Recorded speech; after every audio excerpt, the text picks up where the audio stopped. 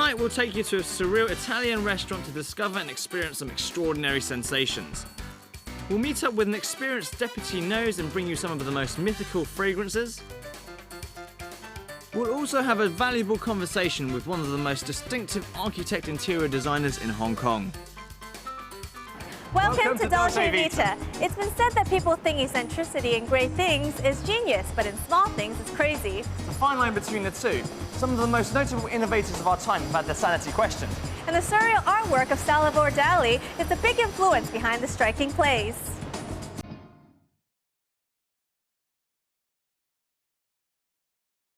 I know you guys went to a fabulous Italian restaurant last time and had some very wonderful traditional Italian food. It sure was a terrific evening, but I know both of you love your Italian food, so I've got a little surprise for you today. Great, so what have you got in store for us today? A different taste and different style of Italian cooking.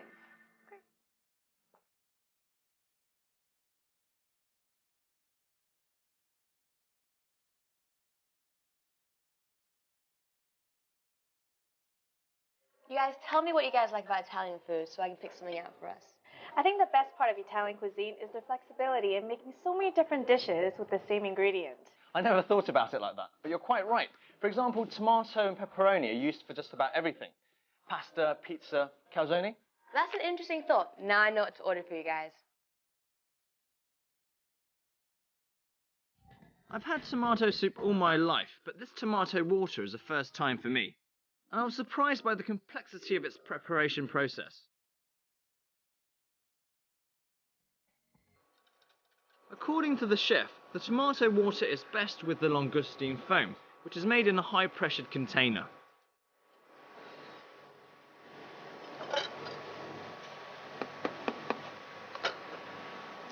First we're gonna start with the tomato water. We're gonna cut the tomato. And then we put some orange and lemon skin and put it in a vacuum bag and steam it for 2 hours on 65 degrees. After 2 hours, we open the bag and put it in a coffee filter so only the water will go through. And then we infuse it with some dried rose.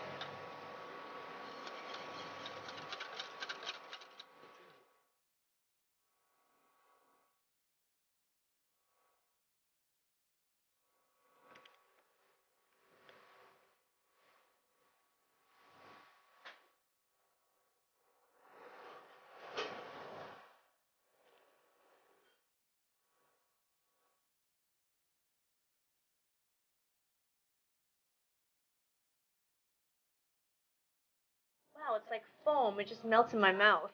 It's really rich. It's like the taste is really strong. It's really nice.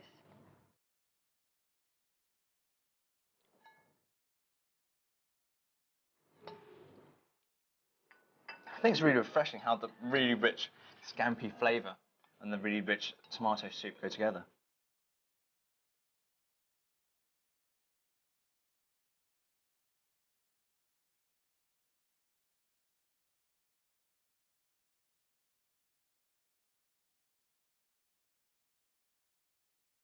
You know, to me, foie gras is the one thing you can't miss in an Italian restaurant. It's good both pan-fried or done in a pate style. I know. Foie gras tureen on crispy toast is always my favorite. I thought foie gras pate was a winner, but this is something else. 2 tasting experiences in one dish, an absolute winner.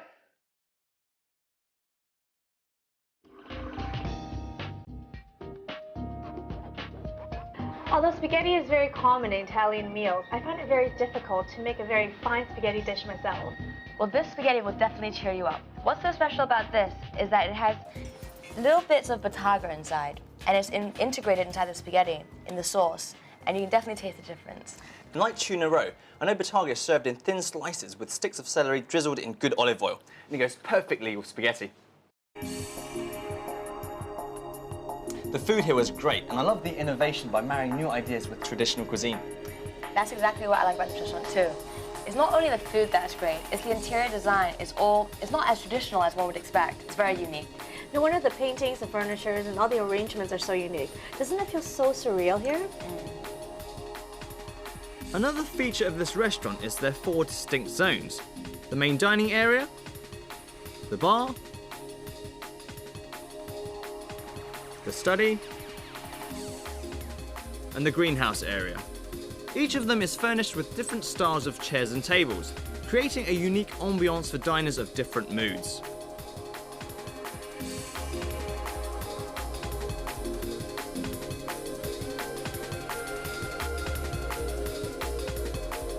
Besides the interior of the restaurant, the design of the hotel in which the restaurant is located is also heavily influenced by the surreal works of Salvador Dali, whether it's the paintings, the choice of furniture, or the use of space. Everything in the entire hotel echoes perfectly with the style and ambiance of the restaurant. And of course, a curious person like me wouldn't miss the chance to check out such an interesting hotel while Vanessa wasn't around. The first thing that caught my attention was definitely the wall paintings in the rooms. These picture frames certainly fooled me. Thanks, Vanessa, for bringing us here today. It was truly an exceptional dining experience. The food was absolutely superb, mixing new and old ideas together. A little twist always makes our life so much more interesting. Well, I'm glad you both enjoyed it. To stand out of the crowd, one must sometimes go against the trend. Like a rebel, a free thinker. The original creator of the next set of seductive fragrances was exactly that. Bold and radical. Ironically, she was ahead of her time, yet very timely. That's why her perfumes are still very popular nowadays.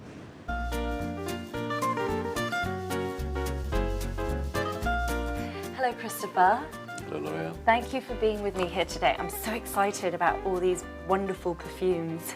We're very excited about them too. Now, you have 10 very romantic and exclusive perfumes here. Tell me, how do I choose a perfume? How do I go about doing that? How do you go about choosing a fragrance? It's a very big question, and I think it depends very much on you. It's always very difficult to go into a store and to smell many fragrances because you become saturated so quickly. And hopefully somebody will ask you some questions. For example, what fragrances do you like wearing?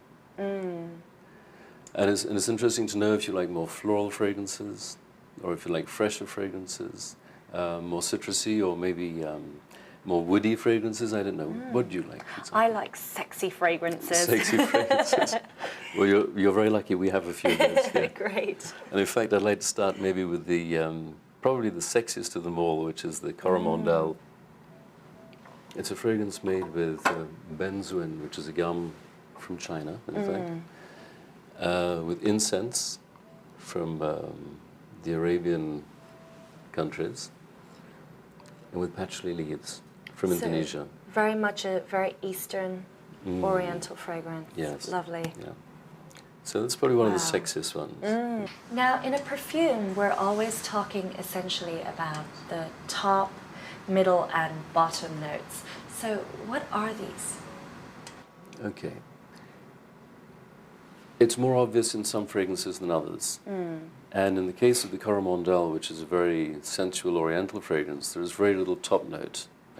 When we smell this fragrance, we get straight into the idea of the fragrance, which is the heart of the fragrance, which is what lasts. A top note is ideally a fresh note that you smell when you first put the perfume on, which is fresh and is very inviting, very easy. And as that evaporates, because it's mostly citrus notes, and some fresh floral notes, for example, you then get into the middle notes of the fragrance, which is the heart of the fragrance, the real character. And hopefully the middle notes will last most of the time you're enjoying the fragrance. The end notes, or the base notes, are everything that supports that. The musky ingredients, the powdery ingredients, and some of the woody ingredients. Now, is it true that the same perfume could smell different on two types of skins? Like if I took a perfume and I put some on myself and on you, it could smell totally different. That's right. Why is that? Many things can change how a fragrance smells. And in winter, for example, when it's very dry, the skin is naturally very dry as well. And depending on how dry or oily the skin is, the fragrance will react differently. It's like Bel Respiro, which is a very natural fragrance. This fragrance, it's a wonderful fragrance. If you have a slightly oily skin, It's fantastic. And if you have a slightly dry skin, it can actually become a little bit too dry. So this is just a good example how a wonderful fragrance can smell different on different people. Now, can you tell me, are you constantly training your nose for different scents and accents? I mean, how many different scents can you identify? I suppose that we train our sense every day at work, but not purposely. It's in the course of work. We're obliged to smell ingredients that we buy. We do the quality control, for example, so we're constantly looking for differences between ingredients. How many ingredients do we know? That's an interesting question. I would say probably at least 3,000, something like that, maybe more. But generally, we're using about 600 ingredients to make all the fragrances that we need. I think 600 ingredients are enough. Coming up next, we'll have a zealous designer to share with us his fantastic style of living. We'll discover a groundbreaking body training program which helps to enhance body fitness in the best possible ways.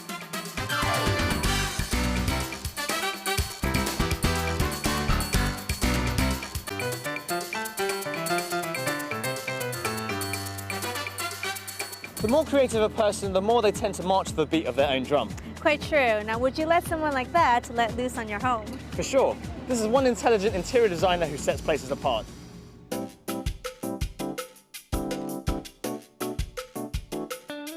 Trendiness comes and goes. Before you know it, the pair of pumps that got you looking so flashy last week is in the back of your closet now. But there's something that never goes out of style, and that's because it's not a trend.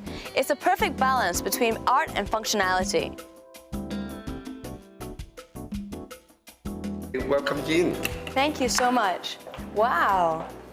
So Kenneth, I know this is your new project. Yes. Can you tell me a little bit about it? Well, this project is the developer wants me to do a fully furnished and fully equipped, accessorized apartment. And so they can sell it as it is. So people can come in with a suitcase, they can move in here. And because I'm trained as an architect and doing interior design, I'm very concerned about space planning. So in this apartment, the living room, because of the angle of the wall, so I make use of the living room in a traditional rectangular shape, but the feature wall, I make a long feature to elongate the room, make it even much bigger. And also on the wall, I make some decorative pieces to have the reflection, make the room even bigger when you're sitting in the dining room. And particular good feature is the corridor space. The corridor space, I want to cut the corridor space in the minimum. So I open up, make it into a family living room. And this space, I like it very much because of the well use of the open space. Well, I understand that you're very famous for blending the artistic creations with practicality. Can you tell me, is there a secret to making things work? No, I do a lot of like this sort of a show flat, and I do a lot of apartment and houses for clients. But I always want to give a little bit more. I think mainly because of my upbringing. I always want to bring the culture. Doesn't matter the culture is Eastern culture or Western culture or whatever, but I want to blend in because Hong Kong is a funny place. Hong Kong is a very mixed place. It's tradition, classic or Western, whatever, blending together. So I want people to live into the apartment. They can feel they actually have something behind them. Yeah. Or if they don't have, doesn't matter, I provide the atmosphere for them so they can feel they have a little bit of culture, air around them. So give them more place or standing to grow up or getting much better life for themselves. Now, you see, when it's corridor here, I try to cut the corridor to the very short. So open up here, make it into a cozy little area, like a family room. You can actually watch TV here, and also you can go internet here and work here. So it's a very nice place. Come and sit down. Thank you. So now that you've told us about all these houses you've designed, do you still have a dream house? Yes. I have this dream because I was growing up in the Southeast Asia country weather, but I always want to feel the cold climate sort of weather. So I always dreamed that I have a house. At one time it's in Nepal, Kathmandu. And I wanted to see the Mount Everest from my huge terrace. And the huge terrace have nothing and only have a jacuzzi pool. And then I was dreaming that when it's in the winter, the whole terrace covered with snow, white snow, and I'm sitting down there in the bubble bath and sipping champagne and enjoying the sunset. And that is really my dream house. Okay, well now I've got to know, who's your favorite designer and how has he or she inspired you? My favorite designer is also an architect. He's I.M. Pei. He designed the Bank of China in Hong Kong and also designed the Louvre Museum in Paris. The reason I like him so much because he is really the pleasant architect, Chinese, and he really blend in the Eastern culture and the Western culture together and make it the most expression of it. I really admire his inspiration in doing the pyramid in the Louvre Museum, and this is really genius because the pyramid shape, it doesn't upset the Louvre Museum, the existing building, and yet it's so modern, so timeless. Well, Kenneth, thank you very much for your time today. Welcome. I'd like to come again. Thank you. Thank you. Rabia, are you ready for something truly groundbreaking? Totally. It's something that everybody in knows dying to get their hands on. It's going to spark a revolution. That great?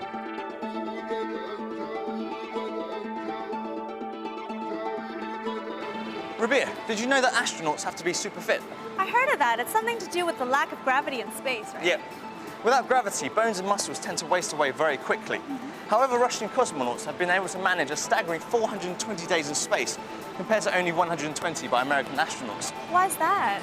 Whole body vibration training. It's not a new concept, but how it's used today is quite mind-boggling. It's all about getting much fitter than ever before with much less effort. You're going to love it.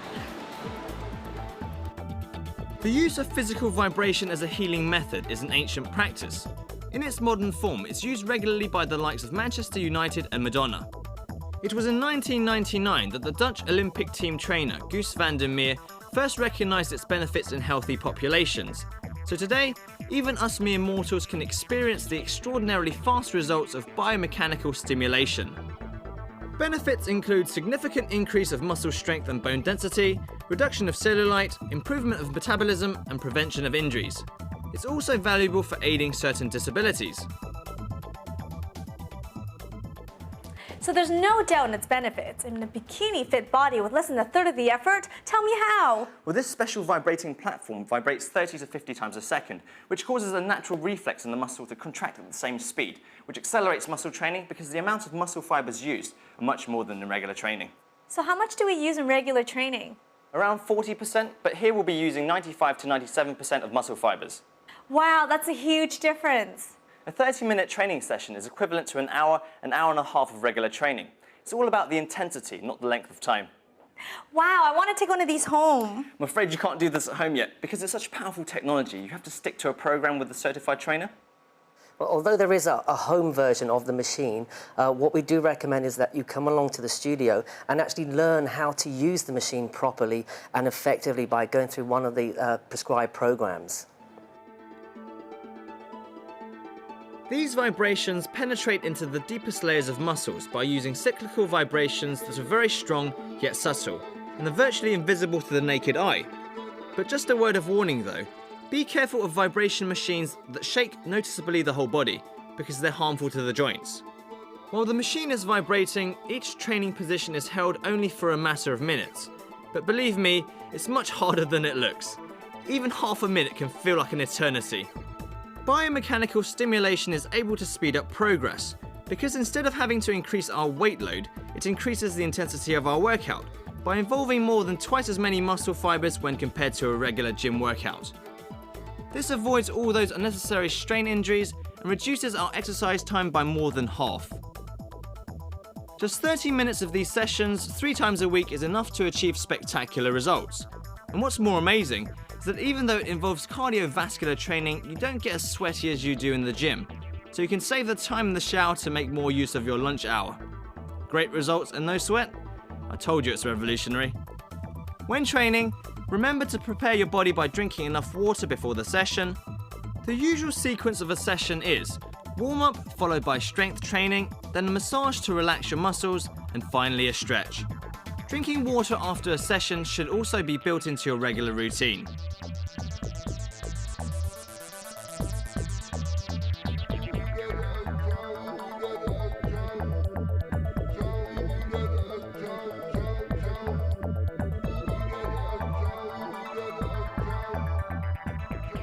You can use it as an alternative to exercise, but we're not prescribing that you do away with everything else that you do. You still should do some cardiovascular work as well as using the machine as well.